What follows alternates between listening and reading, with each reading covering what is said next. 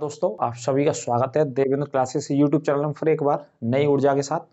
Topic medieval history का चल रहा है, मध्यकालीन इतिहास का। और मध्यकालीन इतिहास बिल्कुल जीरो से मैंने स्टार्ट किया है, मोहम्मद बिन कासिम के आक्रमण से। वहीं से मध्यकालीन इतिहास हम पढ़ते हैं भारत में, वहां से स्टार्ट होकर के प्रीवियस क्लास मैंने पढ़ा दी है। आप प्ले लिस्ट में जाकर के चेक कर लेंगे, देख लेंगे वहां से और पढ़ लेंगे अच्छे से। ठीक है, आज का जो हमारा टॉपिक है अब दिल्ली सल्तनत के विषय में हम प्रवेश करेंगे इस क्लास में। ठीक है, हेडिंग है आपके सामने दिल्ली सल्तनत की।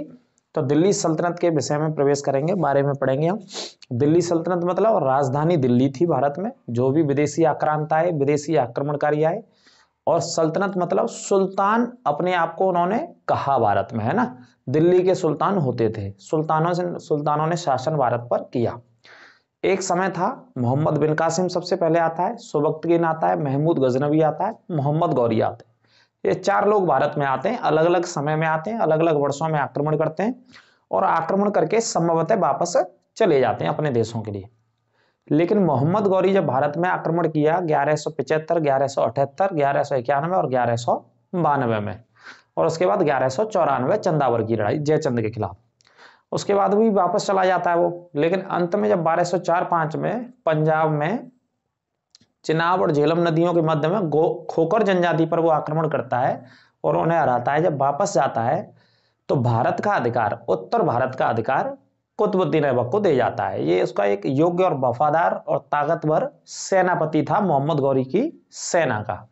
जब मोहम्मद गौरी तराइन की दूसरी लड़ाई को भारत में लड़ने आता है 1192 में, पृथ्वीराज चौहान तृतीय से, जिन्हें राय पिथौरा के नाम से इतिहास में जाना जाता था, पृथ्वीराज चौहान को, तो उनके साथ यह सेना में आता है। एक कोवाचा आता है, एक यलदौज और एक ऐबक। इनके अलावा और अनेक ढेर सारे सेनापति थे, लेकिन ये तीन प्रमुख थे और विश्वास पात्र थे। किसके? मोहम्मद गौरी के।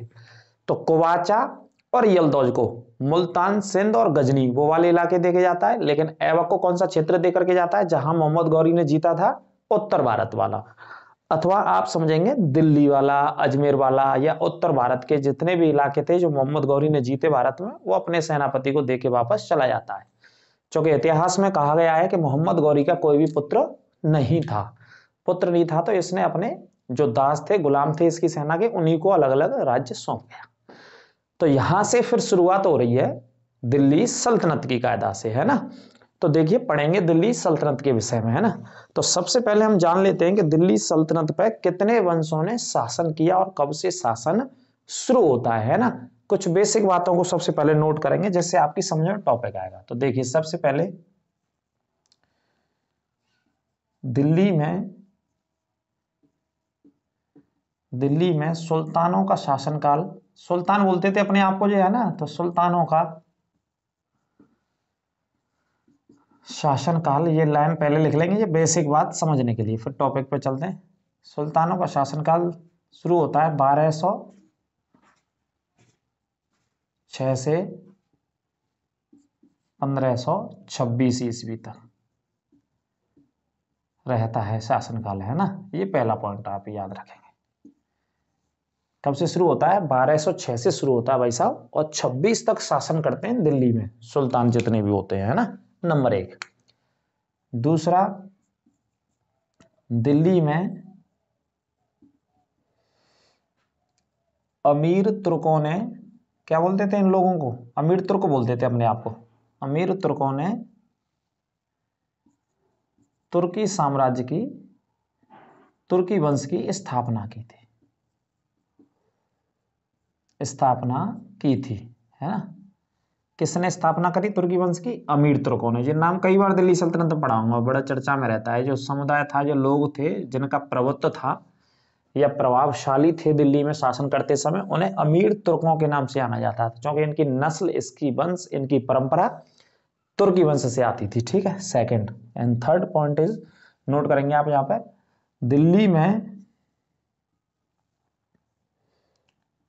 दिल्ली सल्तनत में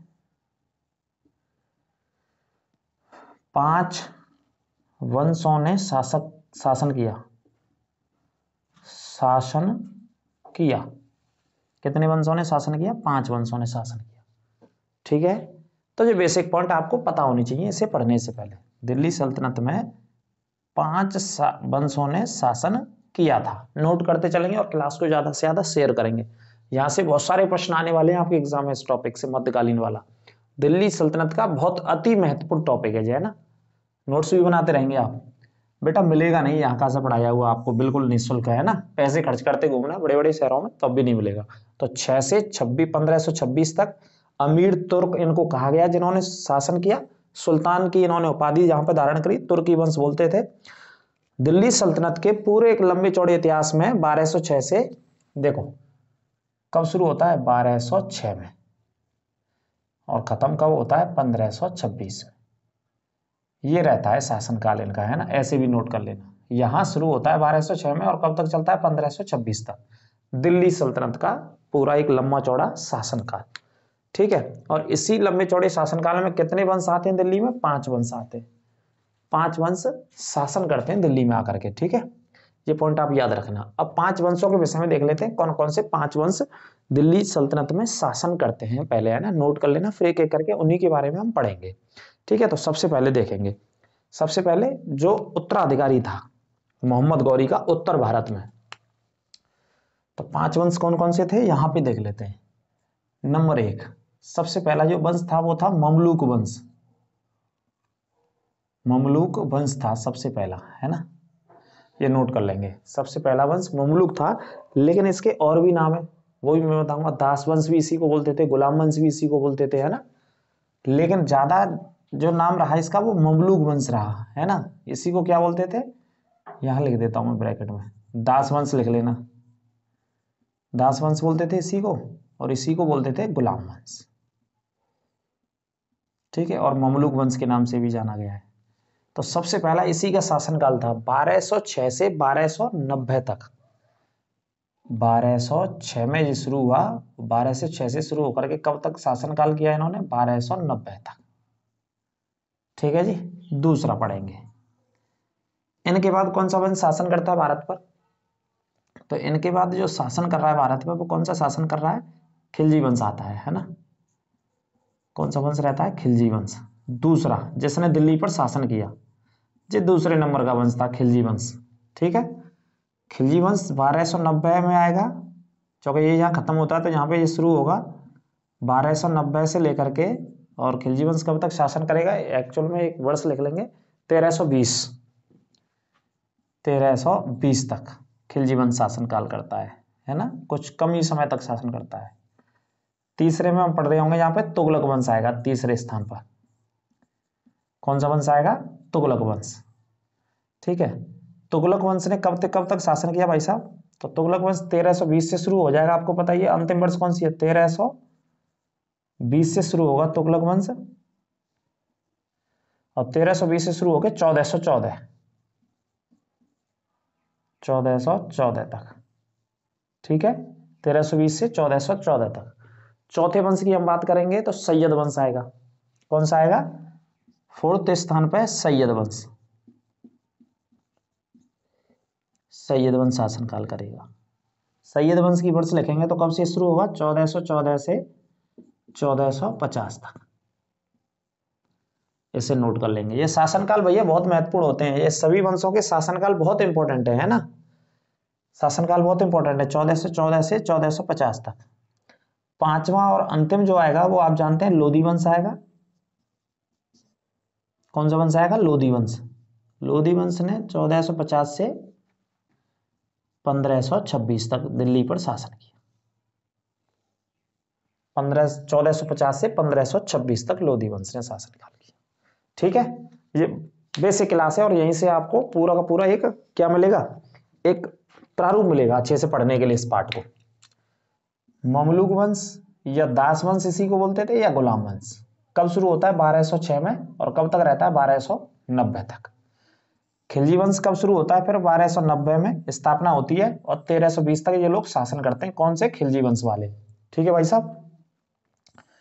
तुगलक वंश तीसरा वंश आता है दिल्ली पर शासन करने के लिए। 1320 में शुरू होता है शासनकाल करना, और 1414 तक शासन करता है, ठीक है। चौथे वंश की यदि हम बात करें तो इसका नाम था सैयद वंश। सैयद वंश शुरू होता है 1414 से 1450 तक, ठीक है जी। अब अंत में जो अगला वंश है, अंतिम वंश है दिल्ली का, जो दिल्ली पे शासन कर रहा है, वो कौन सा वंश कर रहा है? लोधी वंश। लोधियों ने शासन किया। 1450 से लेकर के 1526 तक। कितने वंश हो गए दिल्ली पर शासन करने वाले? 1 2 3 4 और 1 5। इन 5 वंशों ने दिल्ली पर शासन किया। ठीक है, कब से? 1206 से शुरू होता है और कब तक चलता है? 1526 तक। इसी बीच में ये पांचों शासन करते हैं। ठीक है जी, समझ में आया होगा। नोट कर लेंगे आराम से, और क्लास को ज्यादा से ज्यादा शेयर किया करें, क्लास को ज्यादा से ज्यादा शेयर करो और लाइक करना भी ना भूला करो। जो भी समस्या हो आपकी किसी टॉपिक को लेकर के, किसी तथ्य को लेकर के, किसी कॉन्सेप्ट को, तो कमेंट बॉक्स में जाइए और कमेंट कीजिए, उसका जवाब समय रहते दिया जाएगा अगली क्लास में। ठीक है जी, आगे बात करते हैं इसी टॉपिक पर। अब इसका अवरोही क्रम देख लेते हैं। अवरोही क्रम में आपको बड़ी मदद मिलेगी आने के लिए कई बार, है ना। तो अवरोही क्रम देखेंगे आप, एक बार देख लीजिए। देखो पॉइंट बना के लिखना, वंशों का अवरोही क्रम। सबसे बड़े से छोटे की तरफ चलेंगे। दिल्ली सल्तनत के वंशों का कौन सा क्रम है? ये अवरोही क्रम है। ठीक है जी, तो अवरोही क्रम में सबसे पहले देखेंगे, सभी वंशों को देखेंगे एक बार। अवरोही क्रम का मतलब है आप वर्ष समझ लेंगे कितने कितने सालों तक, और सबसे ज्यादा किसने शासन काल किया और सबसे कम किसने शासन किया दिल्ली पर, है ना। तो सबसे पहले तुगलक वंश ने शासन किया सबसे ज्यादा। किसने शासन किया? तुगलक वंश ने दिल्ली पर। तुगलक वंश ने शासनकाल किया दिल्ली पर 94 वर्ष। कितने वर्ष शासनकाल किया भाई साहब? 94। उसके बाद दूसरे पर कौन शासन कर रहा है सबसे ज्यादा? ममलूक वंश वाले लोगों ने शासन किया। कितने साल? 84 वर्ष। ठीक है, इनसे कम जो शासन करते हैं दिल्ली पे वो करते हैं लोधी। कौन करते हैं? लोधी। लोधी वंश ने कितने सालों तक शासन किया दिल्ली पे? 76 वर्ष। इनसे कम जो कर रहे हैं वो कौन कर रहे हैं? सैयद वंश वाले। सैयद वंश के लोगों ने कितने साल तक शासनकाल किया? 36।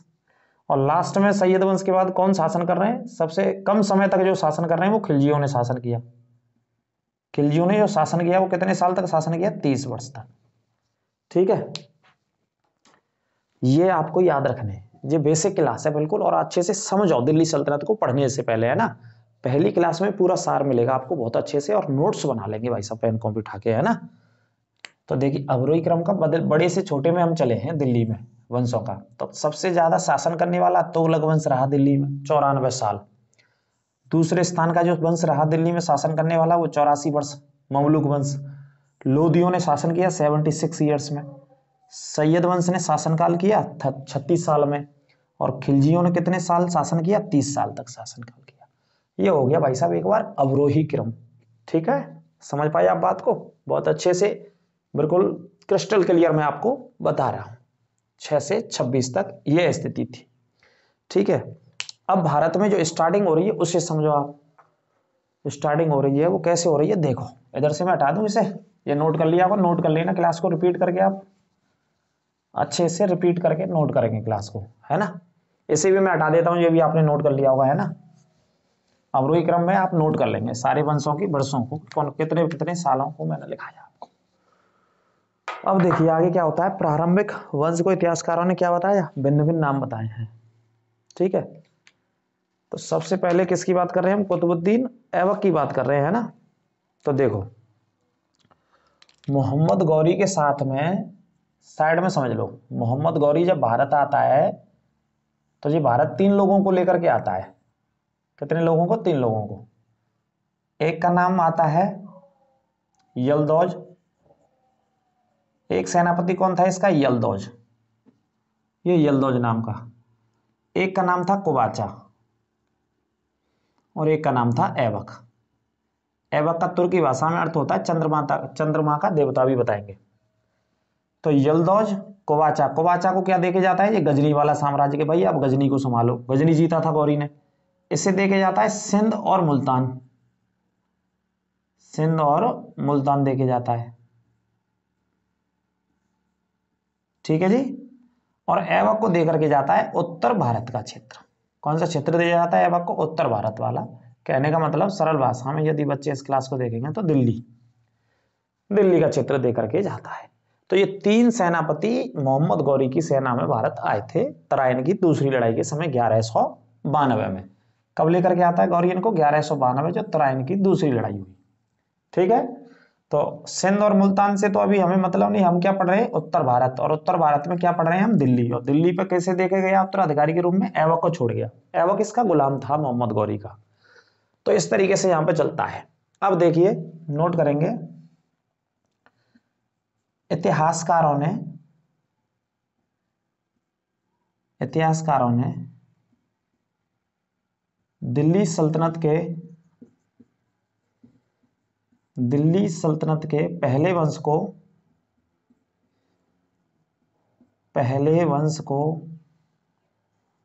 इतिहासकारों ने दिल्ली सल्तनत के पहले वंश को क्या नाम दिया? ज्यादातर इतिहासकारों ने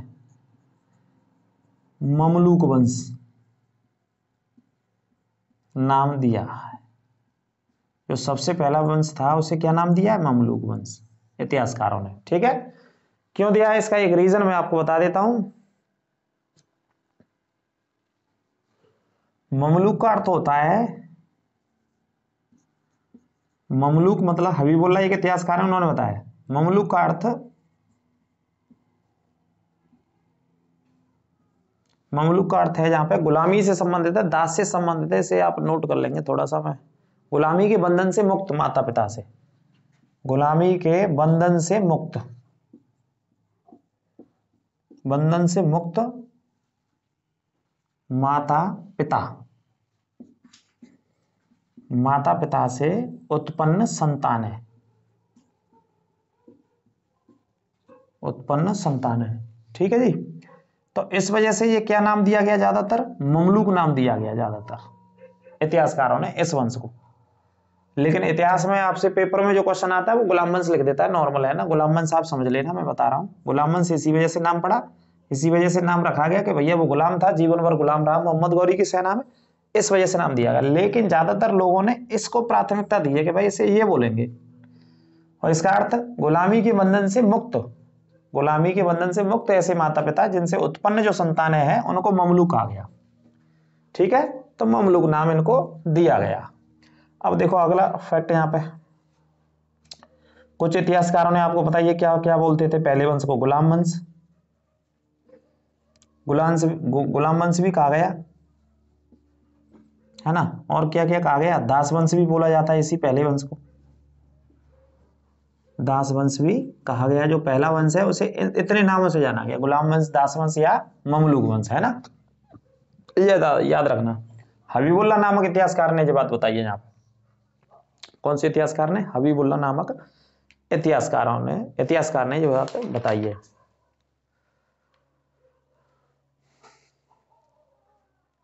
अब बात करते हैं कि इसी वजह से इसको गुलाम वंश नहीं बोला गया कि भाई गुलाम वंश क्यों नाम नहीं दे सकते हैं? पूरे टोटल 11 शासकों ने शासन किया गुलाम वंश में, तो 11 में से सिर्फ 3 ऐसे व्यक्ति थे जो गुलाम रहते थे सेनाओं में।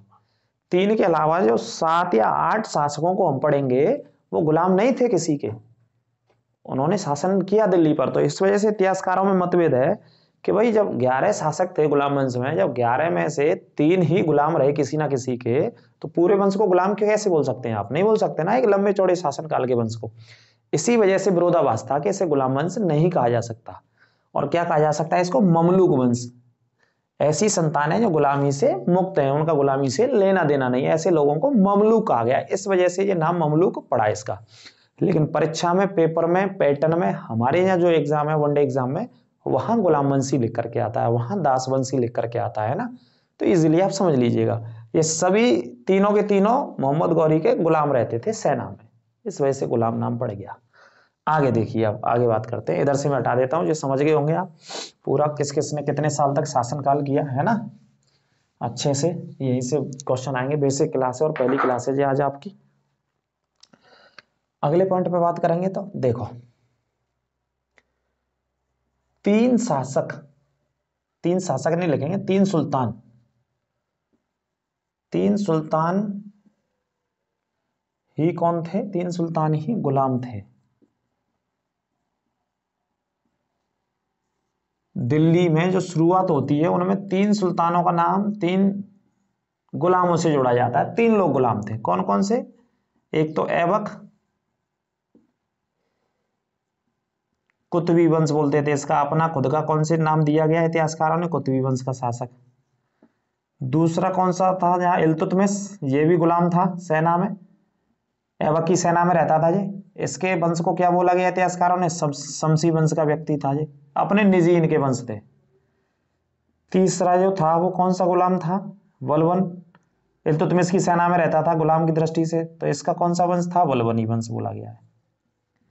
ये अपने इनके खुद के वंश थे, ठीक है, तो टेंशन लेनी नहीं। तो ये तीनों लोगों का उल्लेख है कि ये भाई गुलाम की हैसियत से रहते थे एक दूसरे की सेनाओं में, तो इनकी वजह से पूरे वंश को गुलाम थे थोड़ी नहीं कहेंगे, इस वजह से ममलूक बोला गया। और बाकी के और लोग गुलाम नहीं थे किसी के, है ना।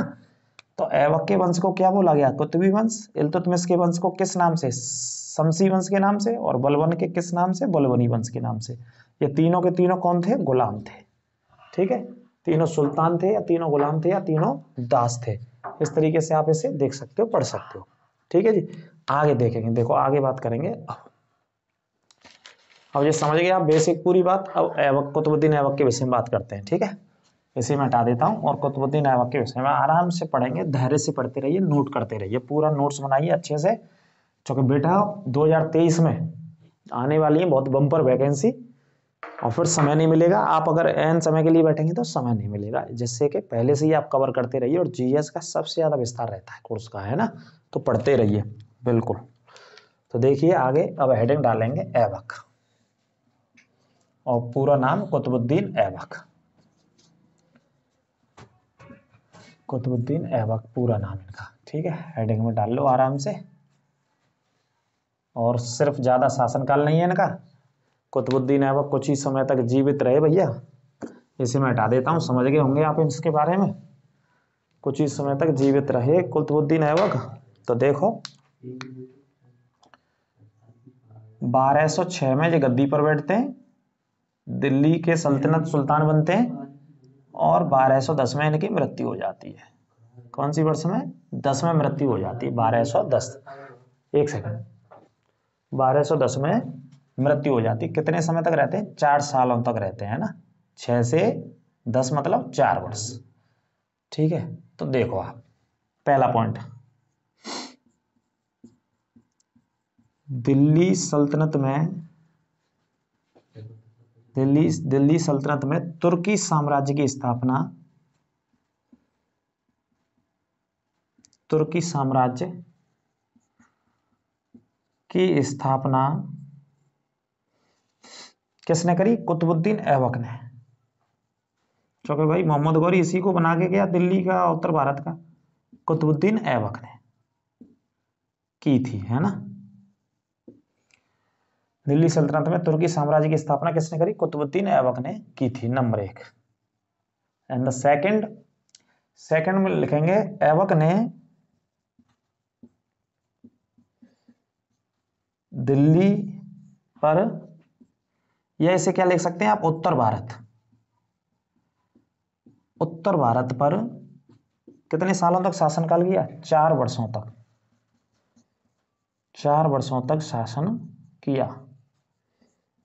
आप समझ रहे हैं, वर्षों से भी है ना, किया था 4 सालों तक। तीसरा पॉइंट यहां नोट कर लेंगे आप ऐबक के बारे में। ऐबक का अर्थ, जो ऐबक नाम है, ऐबक शब्द है, ऐबक शब्द का अर्थ जो बताया गया है वो होता है चंद्रमा का देवता। चंद्रमा का देवता ऐबक का अर्थ होता है, अंडरलाइन कर लीजिए इसे।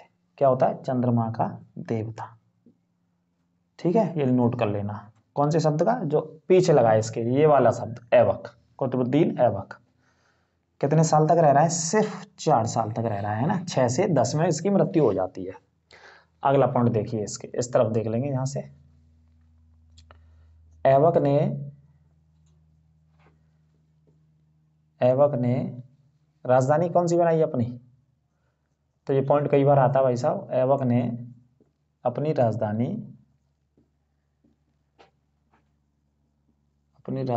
दिल्ली को, सॉरी लाहौर को बनाया था, लाहौर बनाई थी, ठीक है। कौन सी राजधानी बनाई? लाहौर, ठीक है जी। इसे नोट कर लेना, अंडरलाइन कर लेना अच्छे से। लाहौर इसकी राजधानी थी, लाहौर से शासनकाल किया इसने 4 साल तक। लाहौर की जनता की डिमांड पर वहाँ की जनता की विशेष डिमांड थी कि आप यहीं से शासन करो, इस वजह से उसने लाहौर से शासन किया ऐबक ने। कायदा से कहाँ से शासन करना था? दिल्ली से आकर के, लेकिन दिल्ली नहीं आया, इस वजह से दिल्ली राजधानी इसने अभी नहीं बनाई। तो 4 सालों तक जो राजधानी रही वो क्या राजधानी रही? लाहौर। अगला पॉइंट लिखेंगे, ऐबक को उदारता के लिए,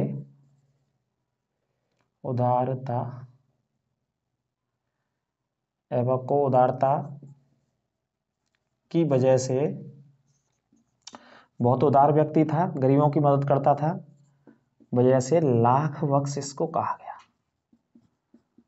लाख बख्श इसको कहा गया, क्योंकि भाई मदद करता था गरीबों की, लोगों की, असहाय लोगों की, इस वजह से क्या बोला गया इसको? लाख बख्श, अंडरलाइन कर लेना, कहा गया। पैसे देता था, लाखों रुपए दान देता था। क्या देता था? लाखों रुपए दान, इस वजह से क्या बोला गया? लाख बख्श, ऐबक को, उदारता की वजह से। ठीक है जी। आगे लिखेंगे अगला पॉइंट, ऐबक को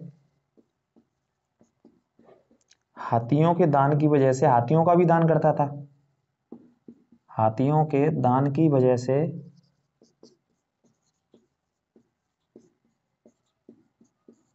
पीला बख्श, ये भी नाम पड़ गया इसका, पीला बख्श कहा गया।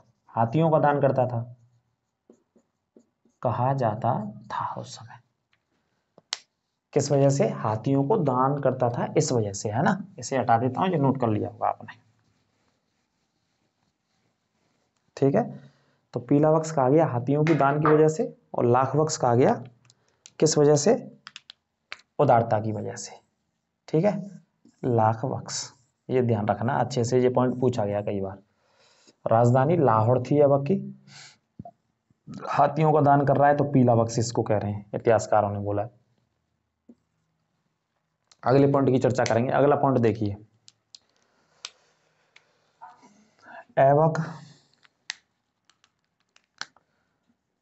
ऐबक का एक लाइन पढ़ लीजिए, जन्म तुर्किस्तान में हुआ था, तुर्किस्तान का रहने वाला था, मैं हुआ था, और बचपन में ही परिवार से बिछड़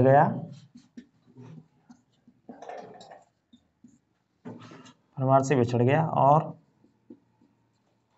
एक व्यक्ति ने इसे खरीद लिया था, उसने इसका पालन पोषण किया। अगर उस व्यक्ति का नाम आप, फखरुद्दीन काजी ने, है ना। किसने खरीदा इसे उस बाजार से? फखरुद्दीन नाम के एक व्यक्ति ने, फखरुद्दीन ने खरीदा और पालन पोषण किया था, गुलाम की भांति, है ना, पालन पोषण किया। पहले क्या होता था कि गुलामों को खरीद के लाते थे, बाजारों में खरीद फरोख्त होती थी गुलामों की, तो उनको युद्ध कौशल सिखाते थे, युद्ध लड़ने की नीति में पारंगत करते थे। तो इसे खरीदा वहां तुर्किस्तान के एक निसार नामक बाजार से, निसार नामक बाजार का उल्लेख है, फखरुद्दीन काजी नामक खरीद के लाया, इसने पालन पोषण किया और युद्ध कौशल सिखाया बहुत अच्छे से। तो युद्ध कौशल सिखाने के साथ साथ मोहम्मद गौरी की उसी समय सेना में शामिल होता है ये, और गौरी की सेना में गजनी के लिए, सिंध के लिए और मुल्तान के लिए इन अभियानों में काम करता है बहुत अच्छे तरीके से। तो मोहम्मद गौरी इससे प्रभावित होता है और इसे फिर अपनी सेना में इंडिया लेके आता है 1192 में। ऐसे करके मोहम्मद गौरी की ये स्टार्टिंग होती है पूरी की पूरी जीवन प्रथा, है ना। जगह का नाम तुर्किस्तान, और कब की बात हो रही है? तुर्किस्तान में हुआ था, और बचपन में परिवार से बिछड़ गया, फखरुद्दीन काजी, है ना, खरीद लिया और पालन पोषण किया। ये पॉइंट याद रखना है आपको। अगले पॉइंट की अगर बात करेंगे तो देखो, ये मैंने बता दिया कब आया था, 1192 में भारत आया था, मोहम्मद गौरी का गुलाम था। एक पॉइंट फिर बता देते हैं आपको, मोहम्मद गौरी का ऐबक गुलाम था।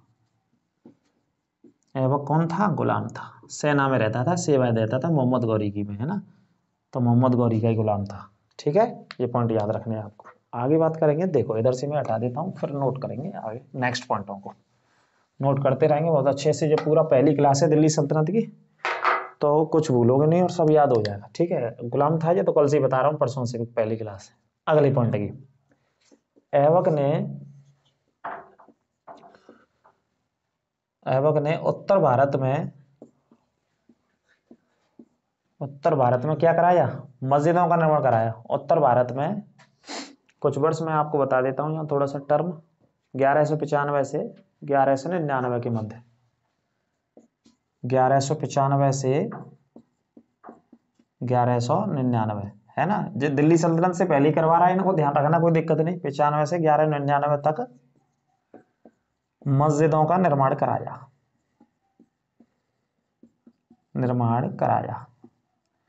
तो इस समय पूरी की पूरी शक्ति ऐबक के हाथों में दे गया था मोहम्मद गौरी, है ना।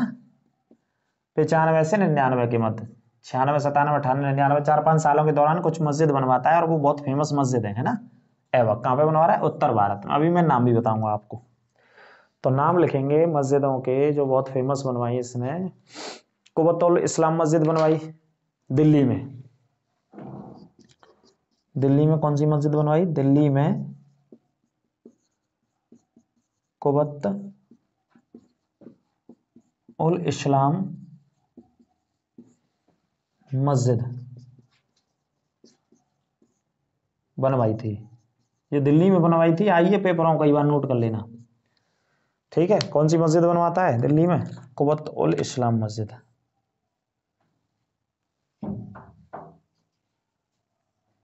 उल इस्लाम मस्जिद का निर्माण दिल्ली में करवाता है, ठीक है। कौन दिल्ली में करवाता है, कुतुबुद्दीन ऐबक। 95 में बनवाता है, 95-96 में। एक पॉइंट। दूसरा पॉइंट लिखेंगे, इसी में इस्लामी परंपरा पर पहली मस्जिद थी जी भारत की, इस्लामी परंपरा पर आधारित पहली मस्जिद थी, है ना भाई। इस्लाम में कैसे मस्जिदों को बनाया जाता है, वो परंपरा का इस्तेमाल कराया। इस्लामी परंपरा पर आधारित पहली मस्जिद लिख लेंगे नीचे, मस्जिद थी। कौन सी मस्जिद थी, कुबत उल इस्लाम। और कहां पे बनवाई, दिल्ली में बनवाई थी। किसने बनवाई, कुतुबुद्दीन ऐबक ने बनवाई थी, ठीक है। ये पॉइंट अब इधर से मैं हटा देता हूं इसके जन्म भ्रम को, तुर्किस्तान वाले सिस्टम को। आगे देखते हैं, एक और मस्जिद बनवाई, बड़ी फेमस मस्जिद रही इसकी, वो पेपरों में बहुत आती है भाई, है ना, ध्यान रखना। अब उसे देखो, अढ़ाई दिन का झोंपड़ा, अढ़ाई दिन का झोंपड़ा नामक मस्जिद का निर्माण, ये मस्जिद ही थी, है ना। झोंपड़ा मतलब मस्जिद का नाम रखा, नामक मस्जिद का निर्माण,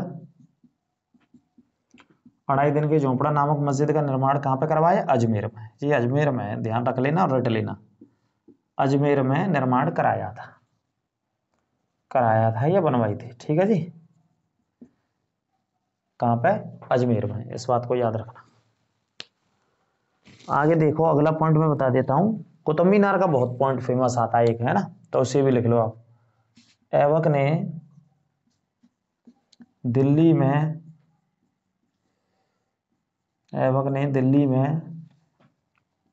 कुतुब मीनार की नींव रखी थी। सिर्फ नींव की बात करेंगे, है ना, निर्माण की बात नहीं करेंगे, नहीं गलत हो जाएगा। ऐबक ने दिल्ली में कुतुब मीनार की नींव रखी थी। ब्रैकेट में लिख लेना, जगह का नाम है यहाँ पे। इस समय वर्तमान में दिल्ली में मेहरौली नामक जगह पड़ती है। कौन सी जगह पड़ती है, मेहरौली।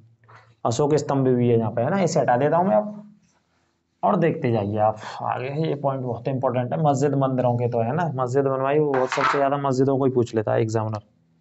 मेहरौली में बनवाई है ना। अब इसके अलावा ऐबक के विषय में बताते हैं। देखो, ऐबक के शासनकाल के समय या शासनकाल में इल्तुतमिश, भाई अगला इसी को पढ़ेंगे हम। इल्तुतमिश क्या था, इल्तुतमिश था बदायूं, एक जगह पड़ती है यूपी में, बदायूं जिले का नाम है, उत्तर प्रदेश के का एक का, है ना। उत्तर प्रदेश के बदायूं में शासनकाल में इल्तुतमिश बदायूं का सूबेदार था। पूछ लेता है इस बात को, अच्छे से याद रखना। कौन था, सूबेदार था। इल्तुतमिश कहाँ का सूबेदार था, बदायूं का सूबेदार। इसी बात को याद रखना। किसके समय की बात हो रही है, ऐबक की। और ऐबक का समय क्या है, ये लिख रखा है 1206 से 1210। सिर्फ 4 साल तक शासन काल में रहा, जिया, और उसके बाद मृत्यु हो गई इसकी, कुतुबुद्दीन ऐबक की। अगला पॉइंट देखो, ऐबक 1210 ईस्वी में चौगान या ब्रैकेट में लिख लेना पोलो, चौगान या पोलो खेलते समय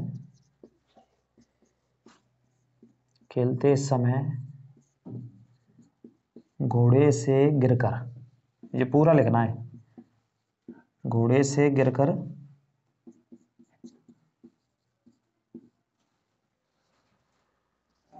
मृत्यु हो गई साहब। किसकी मृत्यु हो गई? कुतुबुद्दीन ऐबक की। कब मृत्यु हो गई थी? 1210 में। 1210 में मृत्यु हो गई। किससे गिरकर? घोड़े से। अंडरलाइन कर लेना। कौन सा खेल खेलना था? चौगान, या इसी को क्या बोलते हैं? पोलो। घोड़े से खेलते हैं इसे, है ना, घोड़े से खेलते हैं इसे। तो गिरकर इसकी मृत्यु हो गई थी। कोई दिक्कत नहीं, हो जाने दो। आगे बात करेंगे अगला जो इसका है बख्तियार काकी। ये बताना हम आपको भूल गए, लेकिन लिख लो दोबारा, कोई दिक्कत नहीं। एक पॉइंट और लिखेंगे। कुतुब मीनार का निर्माण, दोबारा से लिखेंगे एक बार। कुतुब मीनार का निर्माण किसकी याद में कराया? बख्तियार काकी, बख्तियार काकी की याद में कराया था। जी पॉइंट और नोट कर लेना भाई साहब जी, और बहुत महत्वपूर्ण बात है। किन की याद में? बख्तियार काकी की याद में। ठीक है, कुतुब मीनार का निर्माण किसकी याद में करा रहा है? ये बख्तियार काकी की याद में करवाया था।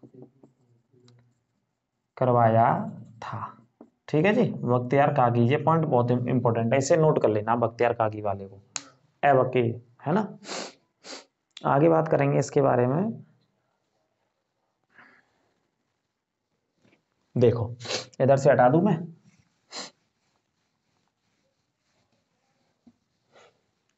गौरी ने क्या किया था वो तो मैंने आपको बता दिया है ना।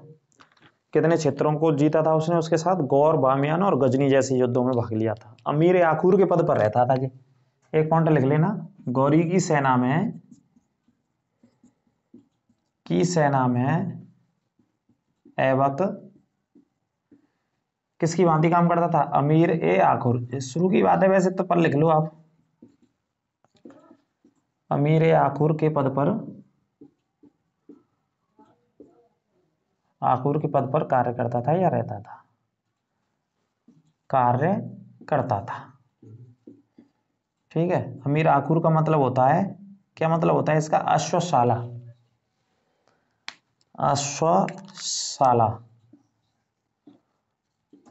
अश्वशाला का प्रधान।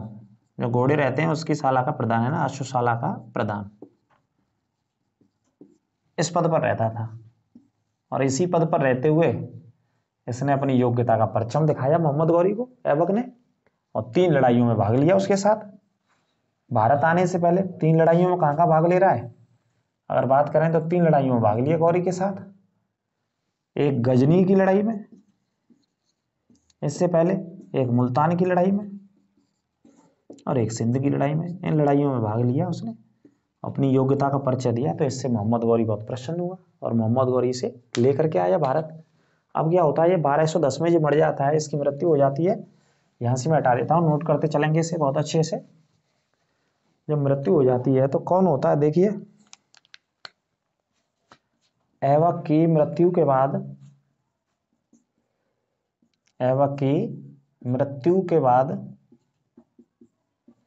जब इनकी मृत्यु हो गई है ऐबक की, तो इनकी मृत्यु के बाद कौन उत्तराधिकारी बनते हैं?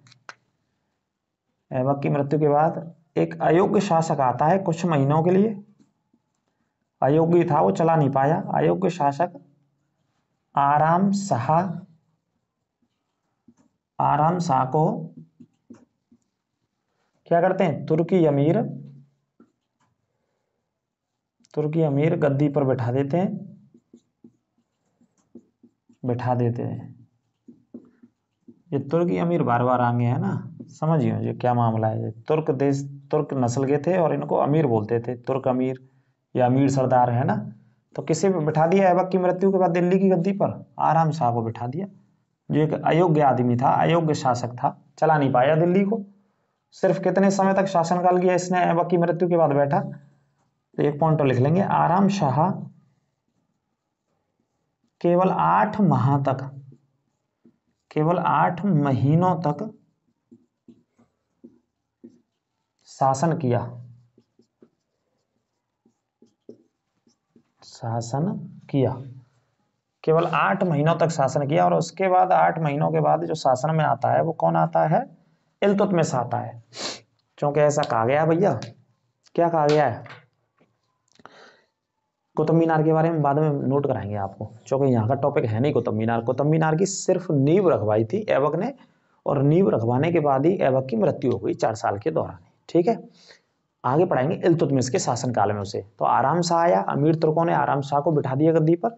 एक अयोग्य व्यक्ति था, दिल्ली को संभाल नहीं पाया। दिल्ली के आसपास के राज्य जो थे वो उत्तर भारत के अंतर्गत आते थे। ऐबक ने तो संभाला था लाहौर से, लाहौर उसकी राजधानी थी, लेकिन ये नहीं संभाल पाया।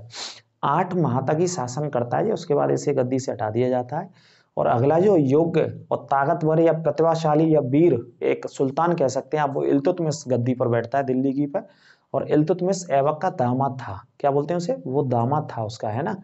कहा ऐसा जाता है कि ऐबक का भी कोई पुत्र नहीं था। ये विरोधाभास है कि पुत्र था नहीं था, कुछ कह रहे हैं था, कुछ कह रहे नहीं, हमें इसमें जाना नहीं है, ये पेपर वाला नहीं पूछता है। आपसे ये पूछता है कि दिल्ली का पहला सल्तनत कौन था, तो उत्तर आएगा कुतुबुद्दीन ऐबक। ऐबक की राजधानी कहाँ थी, तो लाहौर से शासन चलाया उसने। वास्तविक दिल्ली का संस्थापक वास्तविक पूछेंगे तो इल्तुतमिश ने वास्तविक रूप से दिल्ली से शासन करना शुरू किया था, है ना। लेकिन ऐबक लाहौर में ही रहा, लाहौर से ही शासनकाल किया। लेकिन जो मस्जिद है मैंने आपको बताई है, 2.5 दिन का झोंपड़ा अजमेर में, और कुवत उल इस्लाम मस्जिद दिल्ली में बनवाई इसने। कुतुब मीनार भी कहाँ पे, दिल्ली में ही नींव रखवाई इसने। तो ये दिल्ली में बहुत सारा इसने साहित्यिक रूप से कार्य किया था। तो ये पहली क्लास थी मध्यकालीन इतिहास में दिल्ली सल्तनत की, और यहीं से भारत में एक के बाद एक वंशों ने शासन शुरू किया, जो कि मैंने शुरू में क्लास के शुरू में ही आपको बताया है। जो बच्चे बाद में जुड़ते हैं या बाद में इसे देखते हैं, तो शुरू से देखेंगे तो समझ में आएगा पूरा कुतुबुद्दीन ऐबक और गुलाम वंश के बारे में, कि क्या इसकी पूरा का पूरा एक कॉन्सेप्ट रहा, क्या किस तरीके से भारत में शासन किया और भारत में कैसे ये स्थापित हुआ। 2 लोग याद रखने, मोहम्मद गौरी था, मोहम्मद गौरी के साथ आता है ये सेना में, और मोहम्मद गौरी वापस चला जाता है, उसकी हत्या कर दी जाती है सिंधु नदी के वहीं किनारे, उसे छोड़ो 1205 में। लेकिन इसका जो चार्ज दे गया दिल्ली का, वो दे गया ऐबक को, कि भाई तुम ऐबक यहाँ संभालो दिल्ली का चार्ज। ऐबक ने संभाला, और पूरा मैंने बताया है 1206 से और 26 तक तो पूरा दिल्ली सल्तनत रहता है इतने वर्षों में। उसमें से ऐबक रहता है 6 से 10 तक, 4 साल तक जिया, और 4 साल बाद मर गया। और मरने के बाद फिर आराम शाह अयोग्य था, 8 महीने रहा आराम शाह, सिर्फ 8 महीने। और 8 माह के बाद फिर एक और ताकतवर व्यक्ति बैठता है इल्तुतमिश, जो कि बदायूं का सूबेदार था, और बदायूं वर्तमान में कहाँ है, उत्तर प्रदेश में। ठीक है, बाकी की क्लासों को देखने के लिए आप प्लेलिस्ट में जाया करो, प्लेलिस्ट से पूरा टॉपिक आराम से देखो, नोट्स बनाने तो आपको शुरू से लेकर के अंत तक। ठीक है, अपने शक समस्या और सुझाव आप कमेंट बॉक्स के माध्यम से देंगे, और क्लास को वीडियो को ज्यादा से ज्यादा शेयर करेंगे। नमस्कार, फिर मिलेंगे।